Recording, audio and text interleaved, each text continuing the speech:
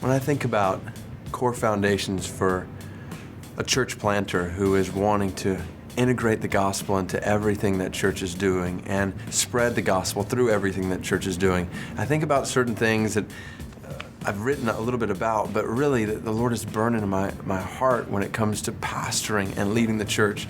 The idea that many times the worst enemy of Christians can actually be good things in the church.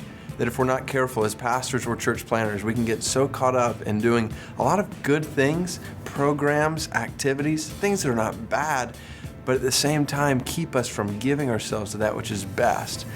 I can think of scores of people in the church, even that I pastor, who have spent their lives in church doing all kinds of good things, great things, but who've never made a disciple, who've never led somebody to Christ, who are not intentionally teaching others to obey Christ.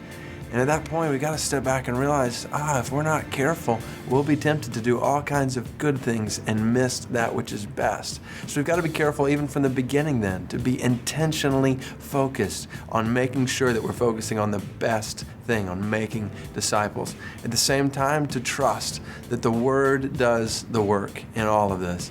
The good thing is, when it comes to pastoring, planting a church, there is no chance that you or I could do this task on our own. In fact, if we were to try to, we would be most foolish. But God has designed this picture so that our inadequacy is on display and His power is on display through us. And He's designed our leadership as pastors or church planners to be totally dependent on His Word, to trust His Word, to teach His Word, and to let His Word create faith among the people of God, to let His Word create and transform desires and minds and hearts and lives among the people of God.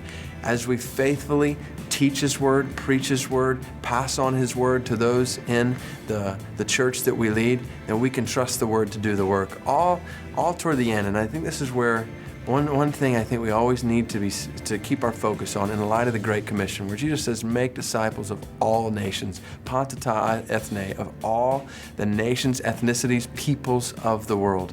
The reality is, as leaders in the church, we are living, leading, and ultimately we are longing for the end of the world, for the day when disciples are made in every nation, where churches have been planted among every people group on the planet. That's what we're living for. And so even as we plant a church, wherever it might be, whatever location it might be in, the goal is from that church, let's make disciples who multiply churches in these areas, who make disciples and multiply churches in these areas, to the end that we continually penetrate darkness and lostness in the world until every people group has been penetrated with the gospel. And so to build that DNA into the start of a church, in the beginning of a church plant, to say, hey, we want to reach this community with the gospel, but not as if that's the end. We want to reach this community with the gospel so that more people are mobilized to reach other communities, so that more people are mobilized to reach other communities until this gospel spreads to the ends of the earth. Matthew 24:14 says it will be proclaimed